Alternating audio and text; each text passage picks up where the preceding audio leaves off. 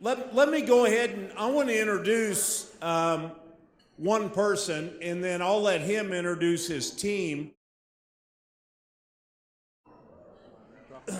Sorry, my voice is changing. Was that you, Tamika? Thanks. Okay, so what we're doing tonight is something that, here we are, we're 20 years old as a church, and it's kind of occurred to me that we've never actually offered something like this before. And in recent months, I've been involved in multiple funerals that did not include much estate planning in advance. And it can be a really sad thing. A lot of you have experienced it or seen this with families that someone passes away and there isn't even a will made, and all, and what initially looked like a fairly tight-knit family, can really go south, and people have a hard time getting along. I mean, you've seen this happen before.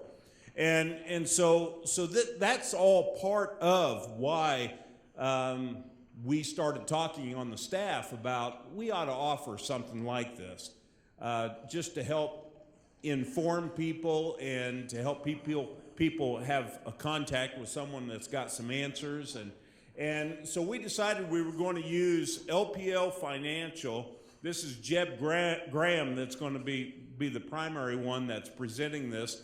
He handles the staff's pension funds, and so we've known him for a couple of years now, and we thought, he's a quality guy. He can come in here, and what he can't do, his right hand and his left hand man will be able to do, in being able to fill you in on some of this information. So we're excited to be able to offer this to you, and there will be a question opportunity toward the end. So, Jeb, why don't you go ahead and come on up, and you can introduce the guys that are with you, okay?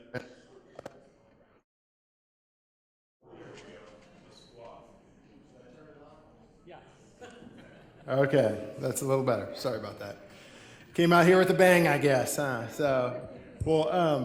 First off, thanks very much for having us out to talk about this. Thanks to Brad and Tracy and everybody at Crossroads, because certainly feel honored that you'd ask us to come out and talk a little bit about estate planning, and hopefully this will be informative and interesting to you. To introduce everyone, this is Sean Shepard and Eric Wymore, and we're going to be passing out some materials here, some of it about estate planning. One of them is just a little bio about us and what we do. Full disclosure, we're not estate planning attorneys. I'm by trade a certified financial planner. We're all licensed financial advisors. So with that, although we're not estate planning attorneys, we deal with this sort of thing day in and day out. And like Brad had said, we certainly have seen families that have not planned for it and how that can impact you. And we've also seen families that have planned well for it and how that can impact their family, and how important it really is to make sure you have all your ducks in a row with estate planning. So with that, we're going to go ahead and pass some of this stuff out. As we go through, if anyone has questions, certainly feel free to raise your hand and ask a question. I think we're going to do a little bit of a Q&A session at the end.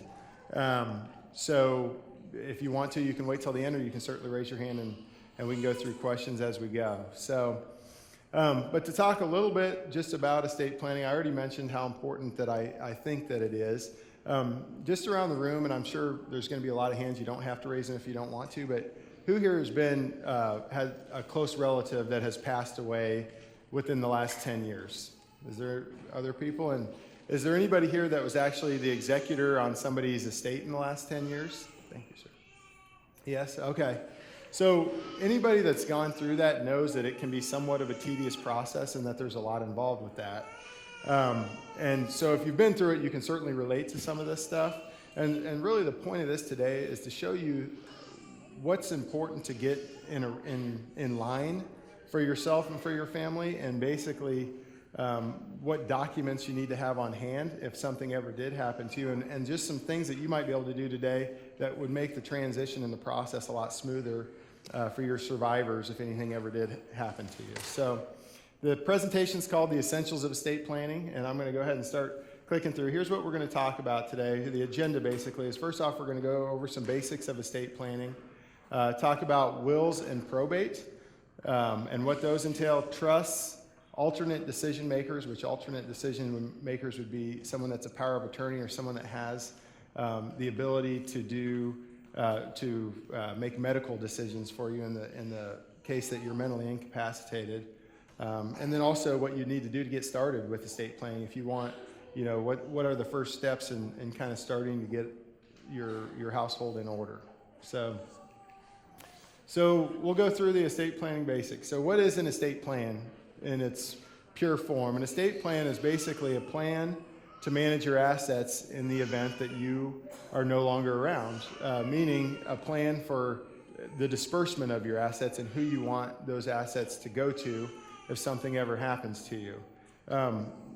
Another piece of estate planning is who's going to handle your affairs. You need to actually appoint somebody to be the executor of your estate, like we had talked about a little bit earlier. And then also special situations, which would be how do you give, you might have people that you want to give some of your stuff to. You also might have organizations. You might have your church that you want to give something to, or you might have a charity that is near and dear to your heart that you want to leave money to. And we'll go over a little bit of that sort of thing, and then also a little bit about how to pick and find an advisor to help you do that. So reasons for having an estate plan. So a lot of people don't know this, but if you don't choose who your money or possessions go to in the event of your death, does anyone here know who does choose that if you don't have a will in place? Or the state? That is exactly right. So if you don't choose it, if you don't have a written plan as to what you want to happen with everything that you own, the state actually, they don't sit there and pick and choose where it goes, but each state has their own laws and they have an order in which assets would go to in the event of someone's death. So it's very important, unless you want to default to what the state law has to say, then you want to have a plan in place on your own. And then another reason is to minimize legal complications and estate settlement costs. So it's very costly if you don't have an estate plan in place, or even if you just have a simple will. Simple will still goes through the probate process. That process can be very time consuming. It can also be very costly because you have to pay an attorney to help you with that aspect of your estate. And then also tax considerations. We'll go through a little bit of that as well. So, federal estate taxes. And I love how they start the presentation with this, because if anyone knows what federal estate taxes are, they don't apply to 99.9% of the people in this country, but it's what everyone always talks about is the estate tax exemptions. What the estate tax exemption is, a lot of people don't know this, but you don't pay federal estate tax unless you have a pretty high net worth when you pass away. So the exemption, actually I have the numbers over here, but if you're a single individual and you pass away, you don't pay any estate or federal estate tax unless you have over $5.43 million estate. And if you are a married couple, it's actually $10.86 million estate. Meaning the vast majority of the country isn't too worried about what the estate tax exemption is. But it was kind of funny. Do you guys remember, I don't know if anybody remembers, do you guys remember who George Steinbrenner was? Anybody owned the Yankees? I don't know if you remember, it made big headlines in the media back in 2010. Well, 2010 was an interesting year because the estate tax law was being revised at that time, and Congress basically couldn't come to a conclusion on it. So for a year, the whole year of 2010, anybody that died, no matter how much they were worth, did not pay any federal estate tax. Well, that just happened to be the year that George Steinbrenner, who owned the Yankees, who was a billionaire, died. And so it was all over the news because it saved his family like $600 million or something like that. Something that's just, kind of crazy. So, but that's the estate tax exemption. So as long as you, as a married couple, don't have over 10.86 million, or as an individual don't have 5.43 million, you're not going to be on the hook for any federal estate tax. If you are over those limits, you're paying a pretty hefty tax on anything that's over that exemption. You pay anywhere between 40 and 50% on anything that's over that amount of money. And then also, whenever you do pass away, you do have to pay income tax. So if you've been working for the first 6 months of the year and something happens to you, your estate, whoever's settling your estate, is on the hook for the income taxes that you were on the hook for the time that you were working during that year. And I already went over the tax rates, but the income tax is going to be at your normal income tax rate, whatever that income tax rate would have been. Estate tax rates are at that 40 to 50% rate that I talked a little bit about. And this is a slide that we're going to skip, and you should be glad we're going to skip it, because part of it, each state also has the right to have an estate or a death tax as well. Kansas is a state that doesn't have that. In 2008, they repealed the estate tax, and in 2010, they repealed the death tax, meaning you don't pay any state, you're basically exempt from state estate taxes, and most people wouldn't pay them even if they did, because they're kind of similar to what the federal estate tax is. So one other thing is that you can pay, or you can also do this during your lifetime, and a lot of people don't know this, is that if you have money, and one way to get money out of your estate prior to you passing away is that you can pass money to individuals up to $14,000 a year per individual during your lifetime. So you can make lifetime gifts to an individual or to an institution or a charity that are not subject to any sort of gift taxes as well.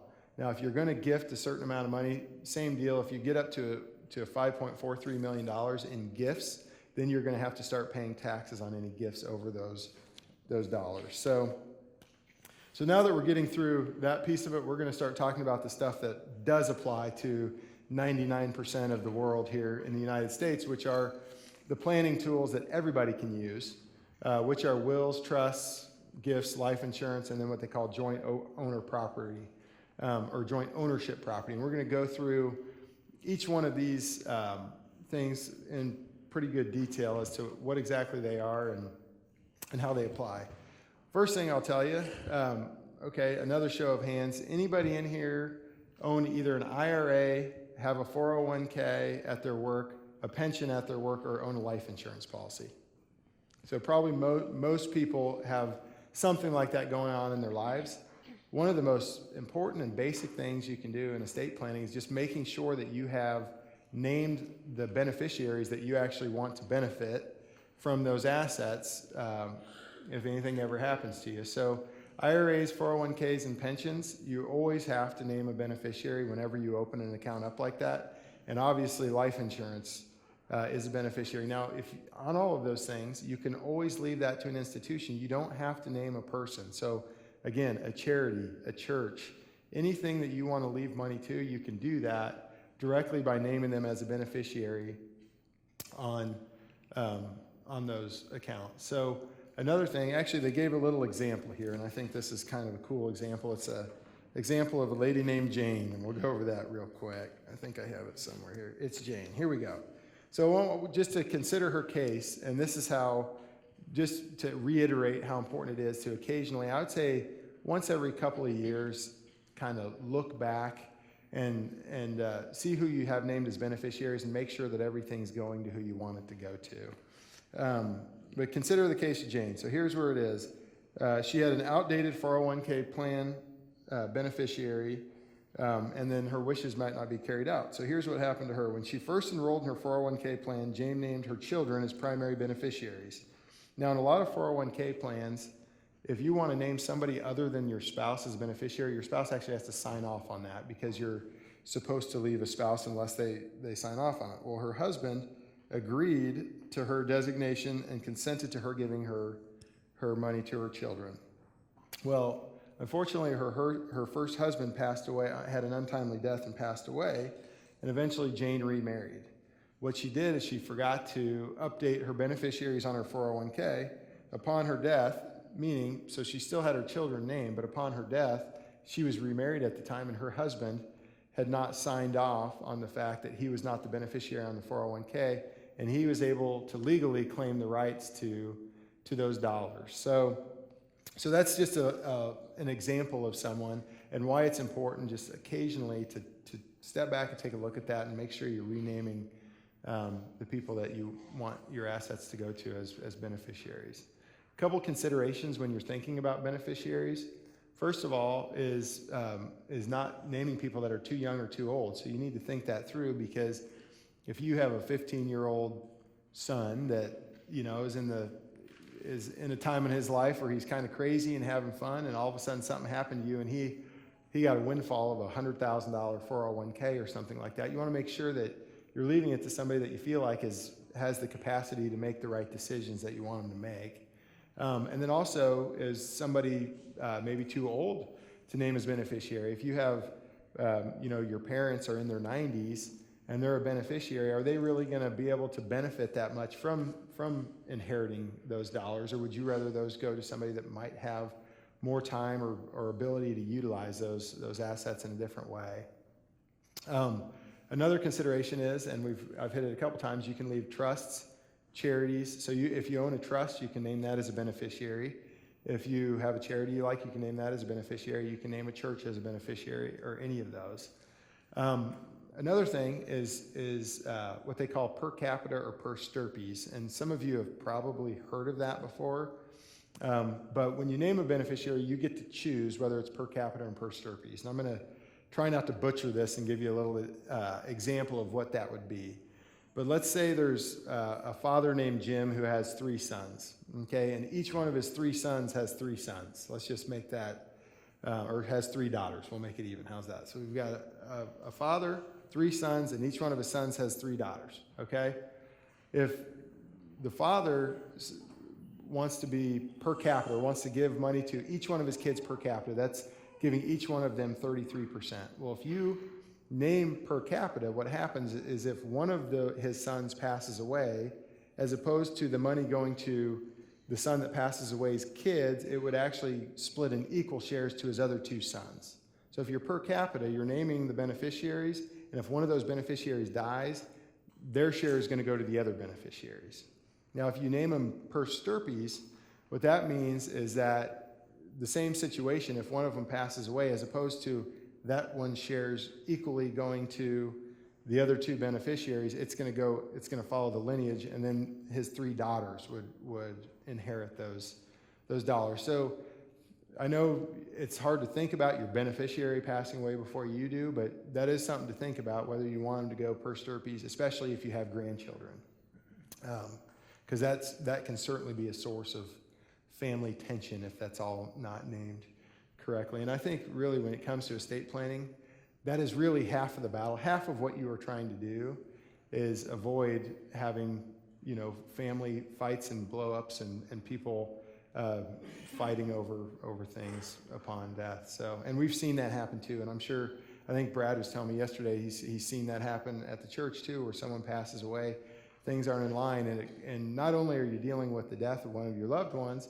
but now all of a sudden, you're with your siblings and you're fighting over who goes where and what goes what. So anyway, that's that. Naming beneficiaries. Let me see where we're at here.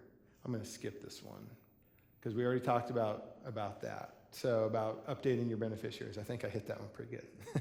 So we'll move on here to wills. So a couple of things that you can do. There's wills, trusts, and they're different. Okay, the simplest way to make sure that people that you want to get your assets do is to do a will, and it's the cheapest way too. You can go to an attorney and get a simple will done, and a lot of times you can actually go online and get a simple will done for really cheap. But if you go to an attorney, which we usually recommend going to an attorney, just because it's a warm body that's kind of talking you through everything to make sure that you know what you're doing. But you can usually get a simple will done for anywhere between $400 and $1,000 to have everything lined out. And then you might have to update that will every 10 years or so. But in a will, the first thing that you're going to do is you're going to name an executor and a guardian, okay? So the executor is the person, if you pass away, they're the ones that is going to be responsible for administering your estate and making sure that making sure that everything happens to your wishes. So there's the executor, and then you also need to name a guardian if you have children. You need to name a guardian, and I would very highly recommend talking to the person that you're naming a guardian prior to naming them a guardian to make sure that they want, that if something happens to you, they're willing and able to take care of your kids in that point in time.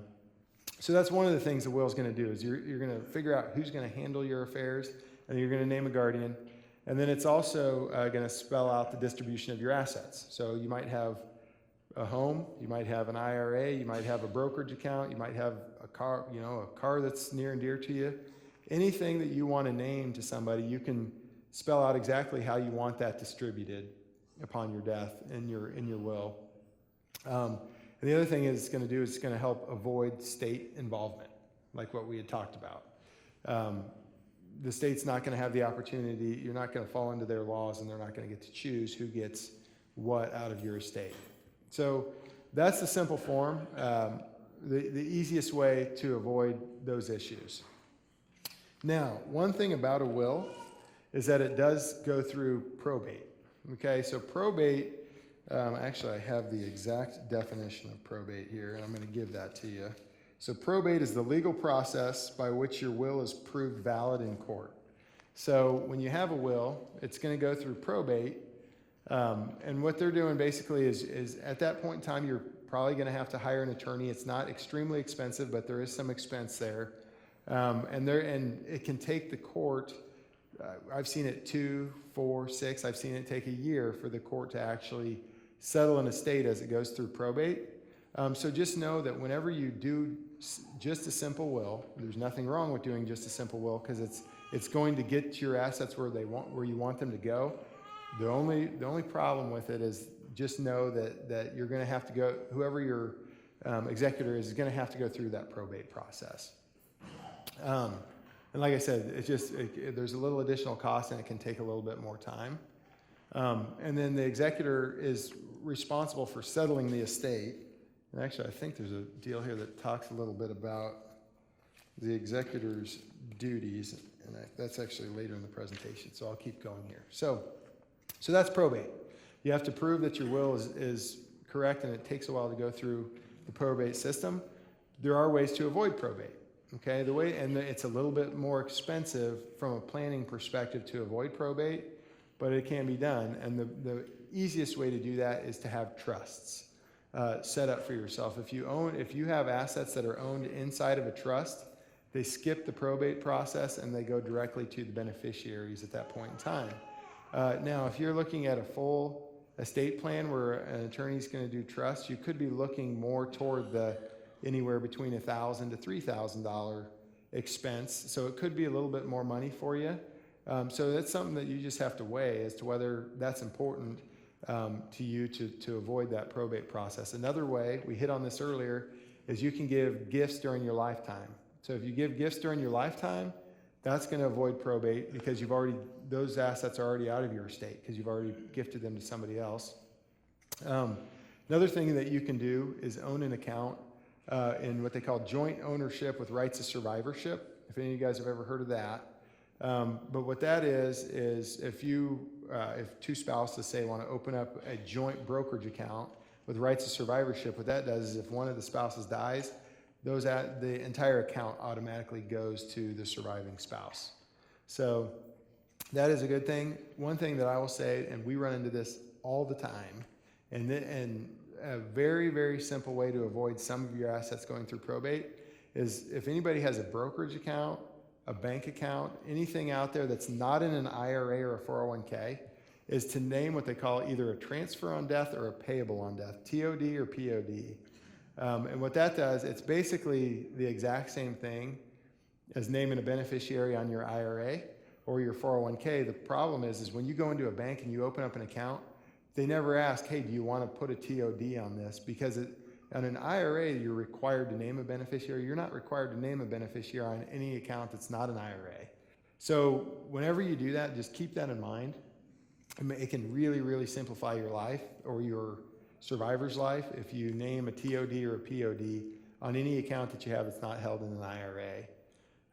And then we already hit on retirement plan beneficiaries. So any of that stuff, meaning a 401k or an IRA that you put a beneficiary on is not going through the probate process. It's skipping that process. Any account that you have a TOD or a POD on is skipping the probate process. Any joint ownership account that you have is skipping the estate or the probate process unless both of you pass away at the same time. So you might want to name a secondary beneficiary on that TOD account in the event that that happens. And then anything that's held in a trust or that you gift out during your lifetime is going to avoid that probate process too. So now talk a little bit about the executor's role. So the executor's role is to, like we said, to settle the affairs. I wanted to go through kind of some of the duties of what a typical executor does, just so that you will know that. So let's see. Here are the duties. So deciding whether or not probate court proceedings are necessary. So they have to go through your list of assets and decide, okay, well, this has a TOD, this does not have a TOD, this is in a trust, this is not in a trust, and decide which what of your stuff needs to go through the probate court. And then also with that, finding out who the beneficiaries are and figuring out who inherits what property. If probate is required, you have to filing the will and all required legal papers in the local probate court. So you actually have to go to court and file to settle that estate. You have to find the deceased person's assets and managing them during the probate process. And then you have to handle the day-to-day details, such as terminating someone's leases, turning off their cell phone, making sure their credit cards are shut down, handling government affairs like Social Security. So it's just all the things that you don't think about that need to be done after somebody passes away. That's what the executor is going to be on the hook for. And another great tip here that they have is review.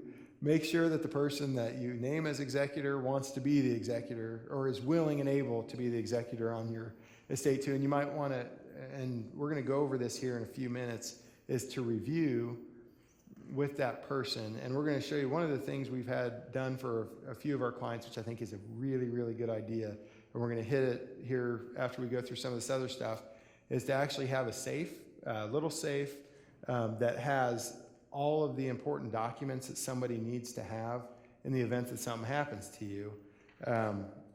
Because that's a really good way to, and let whoever your executor is know where that safe is held and how to get into it.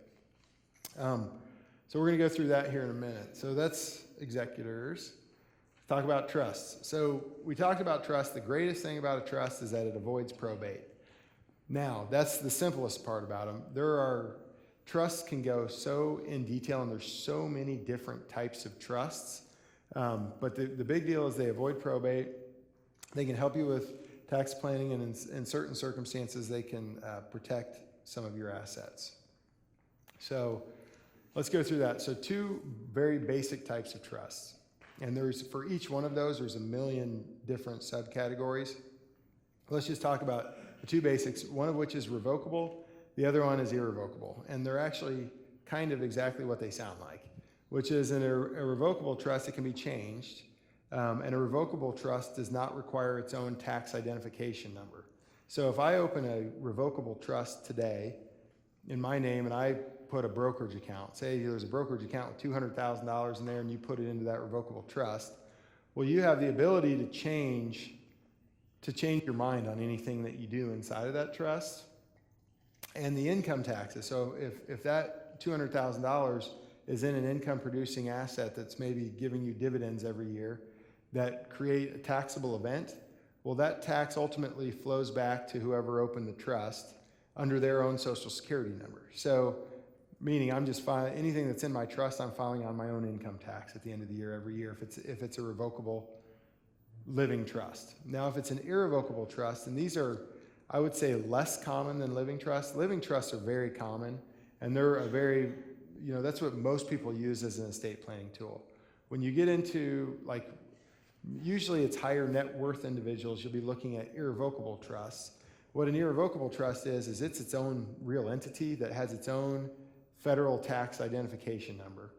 So when you give money over to an irrevocable trust, as long as that money is in that irrevocable trust for 3 years prior to you passing away, that's actually not part of your estate. You don't, once you give it to that irrevocable trust, you don't own those assets anymore.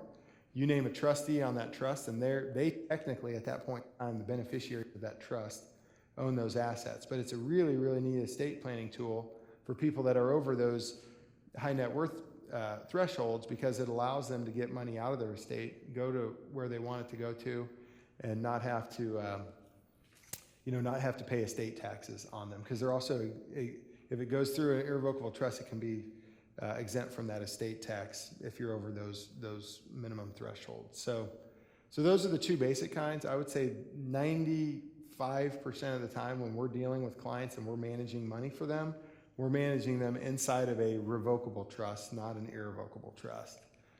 And another word for a revocable trust is just a living trust. You retain full control of the assets as a trustee, meaning you can be your own trustee and you have full control over everything. And again, it still avoids that probate process. So if you pass away, once someone can prove a death certificate for you, those assets are able to be dispersed without going through any sort of probate court, which can be a lot easier. So types of trusts, I'll just briefly hit that. Life insurance trust. Now this is one.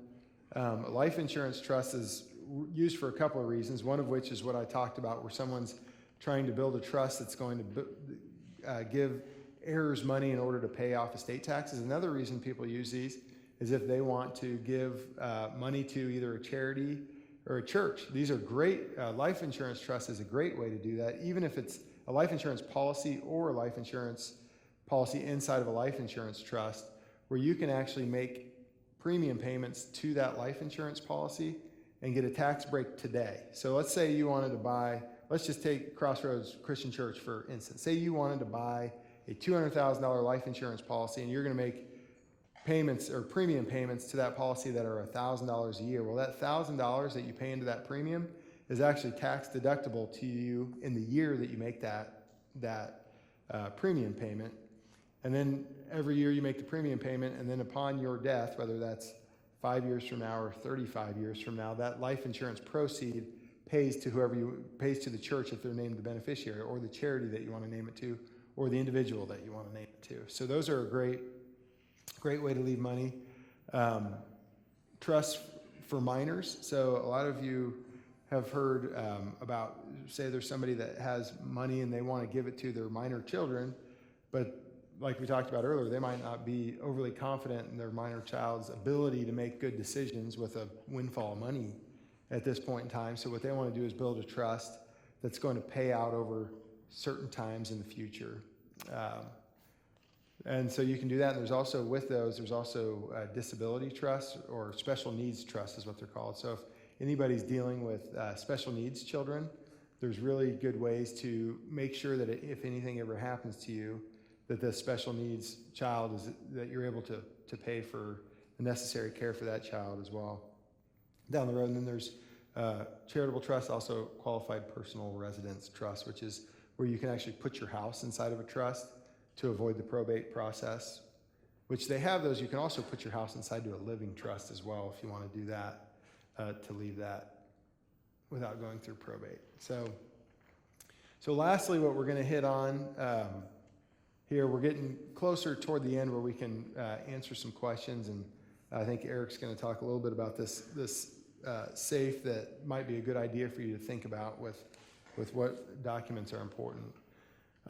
So what an alternate decision maker is what would happen if you couldn't handle your own affairs? Meaning, if you're medically incapacitated, or if you were to get some sort of disease where you can't make mental decisions on your own, or if you're physically impaired to the point where you can't make decisions on your own, you need to name somebody, a couple of people, one of which is the power of attorney. The power of attorney is basically giving somebody the right in your incapacity to make decisions for you. You know, whether that's whether to sell your house, whether to think of any decision in the world, they have the right to sign documents and make decisions for you in the power of attorney. But in that power of attorney, that doesn't happen unless you are incapacitated, and you can make sure that that doesn't happen unless you're incapacitated. And it says it takes effect upon implementation or when a specified event occurs is when somebody would have legal power of attorney. So inside of a will or a trust or whatever you're doing, you want to name somebody as your power of attorney. And a lot of times it's going to be the same person that's going to be the executor or executor of your estate. It's going to be somebody that you trust to make good decisions and decisions that are in line with what your wants and wishes are. And then lastly, there's also healthcare directives. That is basically giving somebody the ability to make medical decisions for you if you're not able to make them for yourself. So you want to name, and a lot of times, again, this might all be the same person who's going to be the executor, who's going to make the medical decisions for you, and who's going to be your power of attorney. But again, very, very good idea just to sit down with them and make sure that that's something that they're willing and able to do. So I'm going to kind of skip that part. So now we're going to talk about how to get started. Okay, if you are in a position where you know you need to, either you have an estate plan that's outdated or you know you need to get one, we're going to give you a simple checklist, and it's actually on page 3. You'll see just the documents that are recommended, which would be birth certificates, marriage, divorce certificates, pension records, real estate deeds, car titles and registrations, cemetery deeds, all that stuff. And Eric, I don't know if you have a mic. I don't know if you want to touch real quick on Eric will touch a little bit about one of the things that we recommend doing is show you can go get one of these safes. How much are these things? Probably $20. Yeah, $20 at Walmart or Target, just a safe. And we were introduced to this about 4 years ago, and just an idea for helping individuals and certainly family members and other clients with getting things organized. And I know on that list it's got a lot of different documents, and what we do is we break them up into a red category, a green category, looks like a light blue, a dark blue, and then a brown category. And the red category, for instance, is health. Without getting too personal, raise your hand if you have a prescription, or maybe a spouse has a prescription. Yeah, most of us do. I do. My wife does. I have no idea what prescription she actually takes, what dose she takes, and if something were to happen to her, and for instance, God forbid, a car accident, and then I have to go in and the doctor asks me, what is she taking? I might be able to be pretty close, but I have no idea what amount or what dosage. All I'd have to do is just go home, go to our safe, grab the red files. It has all the documents in there for what she's taking, when she takes it, and so on. It's very simple. You just rip off the tag when you go get your prescription filled at Walgreens or CVS.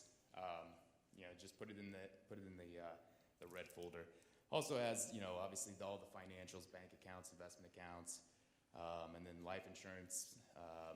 Probably a lot of life insurance policies that might be, with a work or if you retired from there. Sometimes they even have a life insurance policy that stays with retirees. But the brown category is another category that not a lot of people think about. That's website passwords, membership subscriptions. Again, I think you mentioned cell phone. What's your phone number? Now, you don't even need a password to get in your phone. You need a thumbprint. That would be very difficult to get into your spouse's or someone you love's phone with their thumbprint if they're not around anymore. But then obviously the other credit cards, like I said, marriage license, other loans, partnerships, and unfulfilled responsibilities is another list. So what we'll do with individuals, and like I said, it started with myself doing this first with me and my wife. We took about 18 months to go through all these different categories, one at a time. We did not want to rush it. It wasn't something that we needed to get done in the next 2 or 3 weeks, because it is a long process, but at least gets us organized. We know we have a key. We know a couple of her family members know where the keys are. And like I said, they can go in if there's anything that they need from us. Our will, trust, everything is in there, and it's locked away safe. So that's something that we can discuss a little bit later, as far as the more intricate details of the kit. Yeah. So, but that is, and I would say too, what he said there with the bank or just your passwords in general.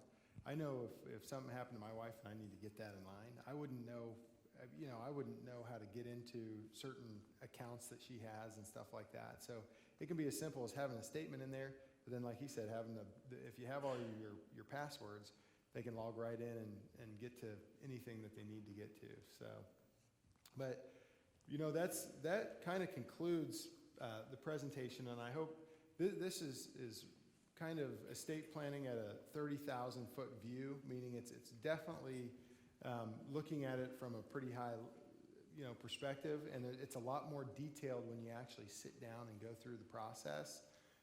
But I would recommend there's a couple places that you can start. One of which is if you have a financial advisor, whether that's a CFP or just somebody that works at XYZ brokerage, most of them have estate planning attorneys that they'll refer you to.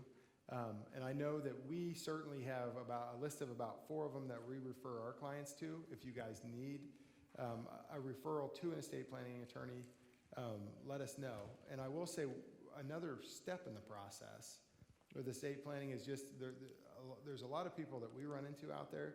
You might have 5 to 10 different, or maybe 3 to 5 different IRAs or old 401ks from old companies. Sometimes the first step in the process is actually to go see your financial advisor prior to seeing an attorney, because before you go name who's going to be the beneficiary and who's going to be in the trust, you might want to just consolidate everything so that you don't have 5, 10 different accounts floating out there in various places, because just simplifying your life that way can certainly help as well. So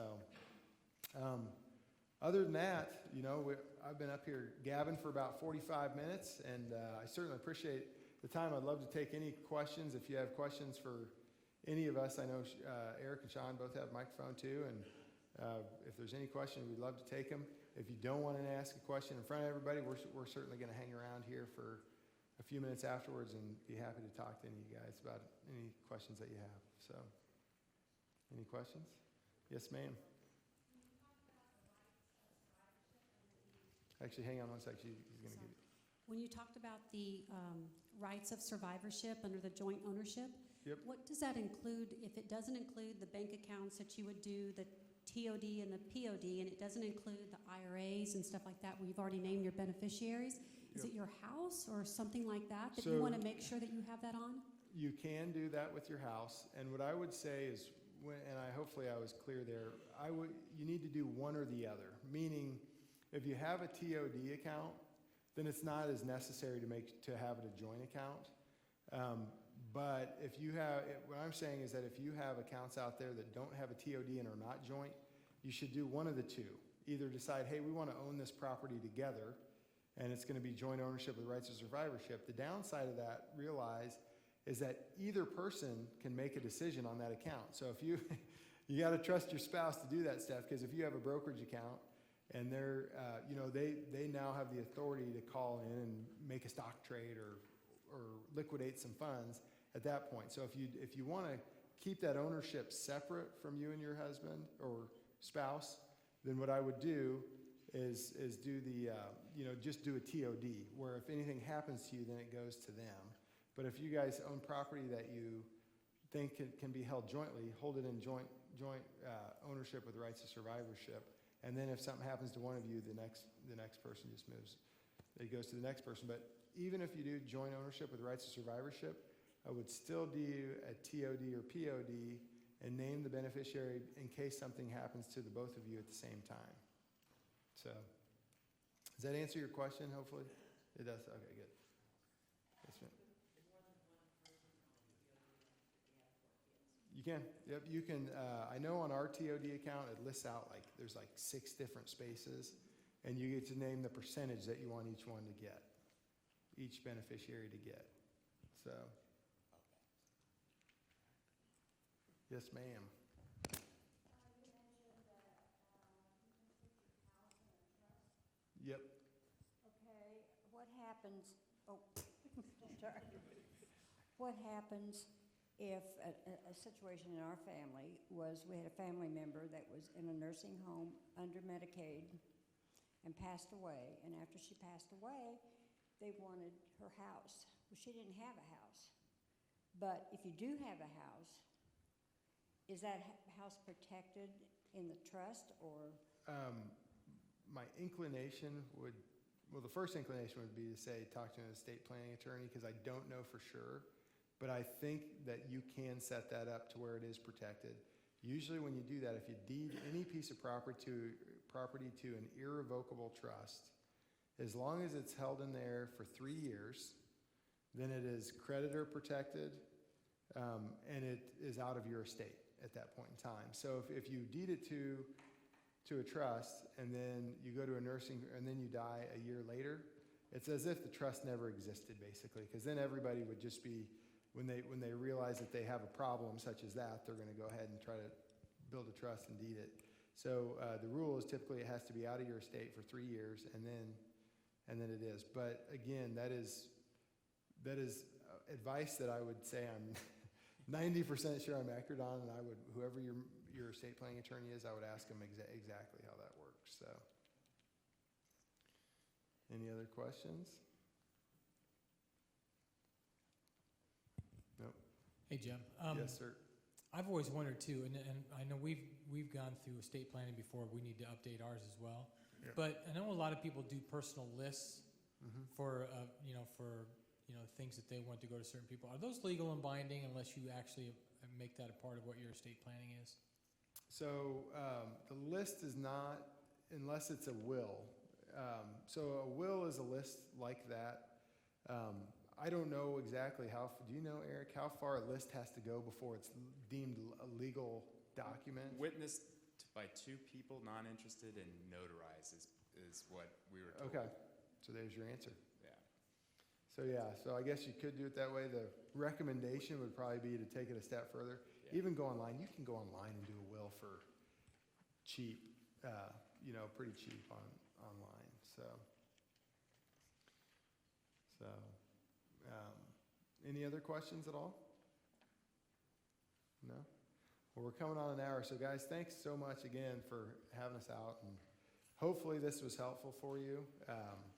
We're going to be hanging around for a little bit, so if anybody has any questions, certainly feel free to come over and ask them. And from there, do I turn it back over to you, Brad? Okay.